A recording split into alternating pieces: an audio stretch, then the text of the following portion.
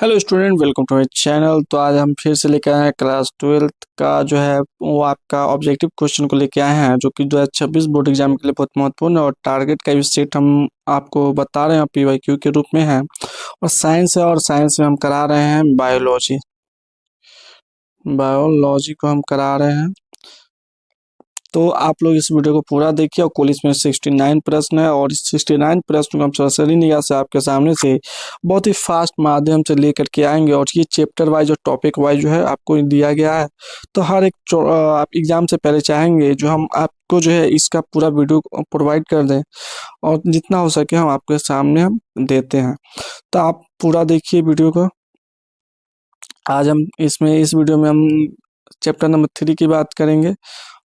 यहाँ पे chapter number 3 क्या है? मानव जनन है, यानी ह्यूमन रिप्रोडक्शन की बात कर रहे हैं यहाँ पे। और इसी का हम आज क्वेश्चन जो है 69 प्रश्न का हम लोग सॉल्व करके आपको देंगे। तो ये 69 प्रश्न में से आपको जो है 3 से 4 प्रश्न जो है आपको आ ही जाएंगे। तो चलिए अगला हम क्वेश्चन पे ही आ जाते हैं, टाइम ना बर्बाद करते हुए। कहता है निम्नलिखित में किसके द्वारा विकासशील शुक्राणु जो होता है पोषण प्राप्त करते हैं? तो किससे होगा? डायरेक्ट आंसर आपको बताते हैं, स्ट्रोली कोशिका के द्वारा होता है। आपके पास टाइम कम है, क्योंकि आपको अगर हम क्वेश्चन ऑप्शन बताएंगे तो आपका भी टाइम जो है ज़्यादा खराब होगा, इसलिए हम डायरेक्ट आंसर के साथ में आते हैं। चलिए दूसरा नंबर क्वेश्चन को हम लोग देख लेते हैं। कहता है निम्नलिखित में किस हार्मोन के द्वारा सर्तोली कोशिका का निर्माण होता है? किस हार्मोन के द्वारा सर्तोली कोशिका का निर्माण होता है? तो इसका आंसर आप लोग बताइए। एफएसएस कोशिका जो होता है, इससे क्या होता है? सर्तोली कोशिका का निर्माण होता है। फिर अगला क्वेश्चन, निम्नलिखित में से किस स्तर पर भ्रूण का स्थानांतरण फैलोपियन नलिका में या फैलोपियन ट्यूब में होता है? तो ये होता है युग्मज या 8 कोशिकीय भ्रूण के द्वारा यहाँ पे जो होता है फैलोपियन नलिका में किया जाता है। इसी के साथ चौथा क्वेश्चन को हम लोग देखते हैं। कहता है मनुष्य में शुक्राणु की क्षमता कहाँ विकसित होती है? यानी शुक्राणु का विकास जो होता है कहाँ पे होता है? तो स्त्री जनन मार्ग में होता है, क्षमता का विकास होता है। निम्नलिखित में किसके द्वारा जुड़वा भाइयों का विकास होता है? यानी जो डुप्लेक्स होते हैं, जुड़वा होते हैं, वो इसका विकास कैसे होता है? एक ही युग्मज से, दो युग्मज से? तो एक ही युग्मज से दो जुड़वा भाइयों का निर्माण होता है। निम्नलिखित कारा मनुष्य में निम्नलिखित में कौन सी कोशिका गतिशील कोशिका है? तो यहाँ पे कौन सी कोशिका कहेंगे? शुक्राणु कोशिका क्या होती है? गतिशील होती है। और अंडोत्सर्ग के पश्चात अंडाणु किस कोशिका समूह से घिरा रहता है? तो ये घिरा रहता है आपका अर्यकृत कोरोना रेडिएटा से। ठीक है, इससे ये घिरा हुआ होता है। 8 नंबर प्रश्न, निम्नलिखित में कौन कोशिका अगुणित है? कौन कोशिका अगुणित है? तो द्वितीयक अंडक जो है क्या अगुणित कोशिका है। फिर क्या सगर्भता के कितने माह के बाद भ्रूण के पाद और उंगलियां विकसित होती है? यानी गर्भ धारण करने के बाद कह रहा है कितने समय के बाद होता है भ्रूण जो होता है उसका पद और उंगली का निर्माण होता है? तो ये कितना होता है? 2 महीने के बाद हो जाता है, यानी 8 से 9 वीक में ये हो जाता है। अगला क्वेश्चन है, कहता निम्नलिखित में कौन भारी मात्रा में प्रोजेस्टेरॉन स्रावित करता है? सबसे ज्यादा मात्रा में कर रहा है प्रोजेस्टेरॉन कौन स्रावित करेगा? तो ये करेगा पीट पिंड करता है। शुक्राणु का संचलन किनके द्वारा होता है? तो ये होता है पृष्ठ के द्वारा होता है। फिर अगला प्रश्न को हम लोग देखेंगे इसी के साथ। कहता है जब नर आकृति में जब नर आकृति मादा से भिन्न होता है तब यह कहलाता है। तो ये क्या कहलाएगा? ये कहलाएगा यौन द्विरूपता कहलाता है। उसका क्या है? हिमोकोरियल आप्रा निम्नलिखित में किस में पाया जाता है? हिमोकोरियल आप्रा जो कहता है किस में पाया जाता है? तो ये मानव में पाया जाता है। जब मानव स्वास्थ्य पर तो अधिकतर क्या होगा? मानव से संबंधित ही होगा। कहता है एक स्वस्थ महिला का पूरा जीवन काल में उत्पन्न कुल अंडों की संख्या कितनी है? यानी तो ये अंडों की संख्या कितनी होती है? 400 ये अंडे का निर्माण पूरे अपने जीवन काल में करते हैं। फिर क्या है? गैस्ट्रुलेशन वह प्रक्रिया है जिसमें क्या होता है? कोशिका जो होता है कोशिकीय गति होती है। गैस्ट्रुलेशन की क्रिया में क्या होती है? कोशिकी की गति होती है। ऑप्शन नंबर सी सही आंसर है। फिर क्या ऑप्शन नंबर क्वेश्चन 16, स्तनधारियों में निषेचन यानी फर्टिलाइजेशन क्रिया संपन्न कहाँ होती है? तो ये कहाँ पे होगी? फैलोपियन नली में होगी, फैलोपियन ट्यूब में होगी। फिर क्या गर्भाशय किससे संबंधित है? तो गर्भाशय जो है मादा या स्त्री जनन तंत्र से संबंधित होती है। फिर क्या कोशिकीय अवस्था में भ्रूण क्या कहलाता है? कोशिकीय अवस्था में भ्रूण क्या कहलाता है? मॉरूला कहलाता है। आपसे क्वेश्चन पूछे कोशिकीय अवस्था में भ्रूण क्या कहलाएगा? तो मॉरूला कहलाएगा। चलो 19 प्रश्न देखते हैं। परिपक्व शुक्राणु के शेष पर एक टोपी नुमा संरचना पाई जाती है, यानी परिपक्व शुक्राणु जो होगा उसमें टोपी नुमा संरचना होती है। यानी अगर मान लीजिए ये शुक्राणु है और इसकी ऊपर क्या होती है, टोपी नुमा संरचना होती है, और यही क्या होता है, ये पूंछ होता है और आगे ये कैसे ये होता है। इसे क्या कहेंगे, एक्रोसोम कहेंगे। इसे क्या कहेंगे, एक्रोसोम कहेंगे। सर्टोली कोशिका सहायक होती है शुक्राणुओं के परिपक्व होने। सर्टोली कोशिका किसके सहायक होती है, शुक्राणुओं के परिपक्व होने में सहायक होती है। अगला क्वेश्चन, अंडाणु के भेदने से पूर्व शुक्राणु का परिपक्वन कहलाता है, तो क्या कहलाएगा, कैपेसिटेशन कहलाएगा। फैलोपियन नलिका का अंडाशय से निकटस्थ भाग क्या होता है, तो ये होता है वायु कोष्ठिका होती है। अनुवांशिक कूट में कितने कूट होते हैं, अनुवांशिक कूट में कितने कूट होंगे, 64 कूट होते हैं। फिर क्या है, द्विगुणी संरचना। द्विगुणी संरचना क्या है, ये अंडा है, युग्मनज है, ये दोनों है, तो ये क्या युग्मनज है, द्विगुणी संरचना है। जिबरेलिन क्या है, तो ये क्या हार्मोन है, जिबरेलिन क्या है, एक प्रकार का हार्मोन है। इनमें कौन सा नर युग्मक से संयोजन करके भ्रूणपोष बनाता है, नर युग्मक से संयोजन करके भ्रूणपोष कौन बनाता है, द्वितीयक केंद्रक बनाता है। 27 नंबर है, मानव के अंडाशय से अंडों के का निकलना क्या कहलाएगा, यानी मादा के अंडाशय से अंडों का निकलना कहलाएगा, तो क्या कहलाएगा आपका, रोपण, गर्भधारण, अंडोत्सर्ग, तो ये अंडोत्सर्ग की घटना कहलाती है। फिर क्या, लेडिंग कोशिका पाई जाती है, किसमें पाया जाएगा लेडिंग कोशिका, तो विषण की शुक्राणुजनक नलिकाओं में लेडिंग कोशिका पाए जाते हैं। चलिए इसी के साथ 29 नंबर प्रश्न को देखते हैं। 29वां प्रश्न है, मानव में निषेचन होता है, कहाँ पे होता है, फैलोपियन नलिका में, तो पीछे भी क्वेश्चन पढ़ चुके हैं। किस हार्मोन द्वारा अंडोत्सर्ग नियंत्रित होता है, तो ये होता है FSH एंड LH कोशिका के द्वारा किया जाता है। फिर अगला क्या है, सर्टोली कोशिका किसमें पाई जाएगी, तो वृषण में पाई जाएंगी, टेस्टिस में पाई जाएंगी। मानव मादा में गर्भकाल, यानी मादा में गर्भकाल कितने दिन का होता है, तो ये 9 माह का होता है।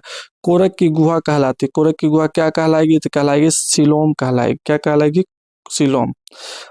अगला क्वेश्चन है, स्तनपायी जीवों में नर हार्मोन की उत्पत्ति कहाँ होती है, स्तनपायी कोशिका में जो जीवों में जो होता है वो हार्मोन कहाँ पे पाया जाएगा, नर हार्मोन, तो ये होगा अंडकोश में पाया जाएगा। नर जनन, अगला क्वेश्चन 35 नंबर, नर जनन कोशिका शुक्राणु उत्पन्न करती है, तो कहाँ पे करते हैं, शुक्राणु जनन द्वारा ही शुक्राणु को उत्पन्न करते हैं।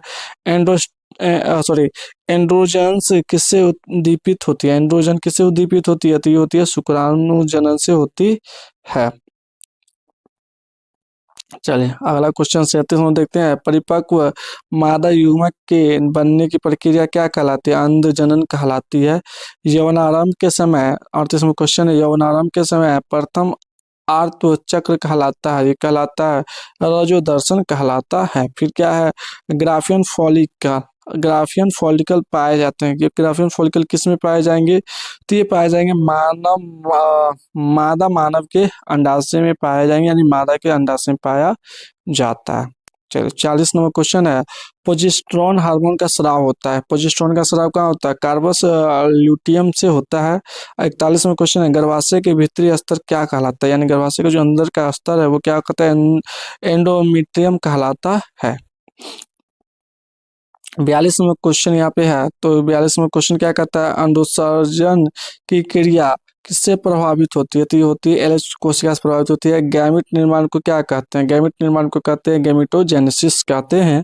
पूर्व विकसित जंतुओं में सभी संरचनाएं विकसित होती है, पूर्व विकसित को जंतु में कह रहा है सभी संरचनाएं कहाँ पे विकसित होगी, तो जनन स्तरों के द्वारा ये विकसित होती है। फिर क्या 45वां क्वेश्चन है, स्तनपायी जीव में भ्रूण की एलेंटाइस एलेंटोइस सॉरी मिस्टेक हो गया था, एलेंटोइस किसमें सहायता करती है, तो ये करती है पोषण में सहायता करती है। 46वें क्वेश्चन को देखते हैं, ग्राफियन पुट्टिका पाई जाती है, तो किसमें पाई जाती है, स्तनियों के अंडाशय में ग्राफियन पुट्टिका पाई जाती है। जनन अंग विकसित होते हैं भ्रूणीय, कि किसमें होंगे, तो ये होंगे मीजोडर्म में होंगे, किसमें होंगे, मीजोडर्म में होंगे। चलिए अगला प्रश्न को देखते हैं, किस जनन परत के से रक्त और तथा परिवहन तंत्र का उद्भव होता है, तो ये होता है मीजोडर्म से होता है। 49 नंबर प्रश्न है, फर्टिलाइजिंग प्रोटीन पाए जाते हैं शुक्राणु की सतह पर, कहाँ पाए जाएंगे फर्टिलाइजिंग प्रोटीन, शुक्राणु की सतह पर पाए जाएंगे। फिर अगला क्वेश्चन है, कॉर्पस ल्यूटियम के द्वारा स्रावित होने वाला हार्मोन कौन सा है, तो ये हार्मोन है प्रोजेस्टेरॉन है, ये कौन सा है, प्रोजेस्टेरॉन है। 51वां क्वेश्चन है, निम्नांकित में कौन द्विगुणी संरचना है? कौन सा द्विगुणी संरचना है? तो युग्मनज क्या द्विगुणी संरचना है? शुक्राणु किसकी मदद से जोना पेल्यूसिड को विभेदित करती है? तो ये करती है आपका ये ऑप्शन हो जाएगा गर्दन के सेंट्रियोल से, गर्दन के सेंट्रियोल से करती है। फिर क्या है आपका, सॉरी इसका ये नहीं, एक्रोसोम से स्राव से होता है, एक्रोसोम के स्राव से होता है, मिस्टेक हो गया था। क्या भ्रूण की 16 कोशिकीय अवस्था कहलाती है? भ्रूण की 16 कोशिकीय अवस्था क्या कहलाएगी? मोरूला कहलाएगी। क्या कहलाएगी? मोरूला कहलाएगी। अगला क्वेश्चन है, स्तनधारियों में वृषण उदर गुहा के बाहर वृषण कोष पाए जाते हैं, क्यों पाए जाते हैं? तो ये वो ठंडा बॉडी टेम्परेचर मेंटेन करने के लिए, शुक्राणु जनन के लिए, शुक्राणु जनन के लिए। यानी देखिएगा जो आपका वृषण होता है इसका टेम्परेचर आपके बॉडी के टेम्परेचर से क्या होता है? कम होता है। क्या होता है? कम होता है। 55वां क्वेश्चन है, कहता है मासिक चक्र के दरमियान किस दिन अंडोत्सर्जन होता है? तो 12वें से 14वें दिन अंडोत्सर्जन की घटना होती है। स्त्रियों में रजोनिवृत्ति की उम्र क्या होती है? तो ये होती है 50 वर्ष। और उसके बाद अगला क्वेश्चन कह रहा है 50 नंबर, मनुष्य के निषेचित अंडाओं में विभाजन प्रारंभ होता है। तो जब अंडा फैलोपियन नली में होती है तभी अंडा क्या होता है? विभाजन होना प्रारंभ कर देते हैं। 58वां क्वेश्चन है, मासिक धर्म के आरंभ में स्रावित होने वाले हार्मोन के क्रम है। तो ये कौन सा हार्मोन है? एफएसएच, एस्ट्रोजन और प्रोजेस्टेरोन, ये हार्मोन्स हैं। फिर अगला क्वेश्चन है, नर हार्मोन की उत्पत्ति कहाँ से होती है? नर हार्मोन की उत्पत्ति कहाँ से होती है? ये होती है वृषण से होती है। अगला क्वेश्चन है, एक्रोसोम इनमें से किसका सहभाग है? तो ये है मानव शुक्राणु के सिर का, मानव शुक्राणु के सिर का क्या एक्रोसोम सहभाग है। 61वां प्रश्न को हम लोग देखते हैं। 61वां प्रश्न का, इनमें कौन सी तकनीक के पात्र निषेचन के अंतर्गत नहीं आती है? तो कौन से नहीं आएगी? तो इसका आंसर हो जाएगा डी, अंतर्गर्भाशय युक्ति, अंतर्गर्भाशय युक्ति।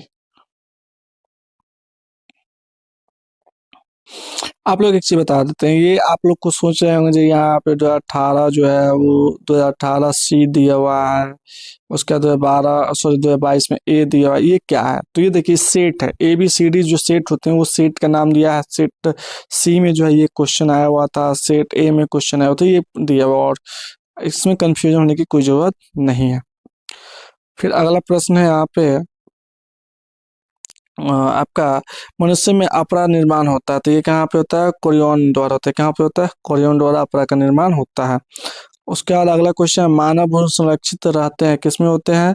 तो एम्नियोटिक गुहा में होते हैं। एम्नियोटिक गुहा में क्या होता है? मानव भ्रूण सुरक्षित रहता है। निम्नलिखित में कौन गर्भाशय के स्तर में प्रत्यारोपित होता है? तो ये होगा मोरूला। कौन सा होगा? मोरूला होगा। फिर क्या है? कैपेसिटेशन एक प्राकृतिक क्रिया है। कैपेसिटेशन क्या है? प्राकृतिक क्रिया किसका है? तो यह मादा जनन मार्ग का ये कैपिटेशन जो है ये एक प्रक्रिया है। फिर कौन सा क्वेश्चन, निषेचन आंतरिक होता है किसमें? आंतरिक होता है। शार्क में क्या होता है? निषेचन आंतरिक होता है, बाह्य नहीं होता है। फिर क्या है? टैप्टल कोशिका दर्शाती है, किसको दर्शाती है? दर्शाती है एंडोमाइटोसिस और बहुगुणिता को दर्शाती है, एंडोमाइटोसिस और बहुगुणिता को। 68वां प्रश्न को देखते हैं, एमनियोसेंटेसिस द्वारा विश्लेषण होता है, किसका होता है? एमनियोटिक द्रव का विश्लेषण किया जाता है। लास्ट क्वेश्चन है चैप्टर नंबर 3 का, मानव शुक्राणु के एक्रोसोम का निर्माण होता है कहाँ पे होगा? तो ये होगा गोल्जी कायम या गोल्जी उपकरण में होता है। तो आशा करते हैं वीडियो आपको अच्छा लगा। क्वेश्चन आपको 69 हम करा दिए हैं, कुछ मिस्टेक हुआ तो उसके लिए सॉरी। और अगला प्रश्न, अगला चैप्टर जो है जन स्वास्थ्य है, तो पूरा आप वीडियो को जरूर वॉच कीजिए, पुराने वीडियो को भी ऑब्जेक्टिव पूरा वॉच कर लीजिए, और नेक्स्ट वीडियोज आपका बहुत जल्द मिल जाएगा। तब तक के लिए जय हिंद।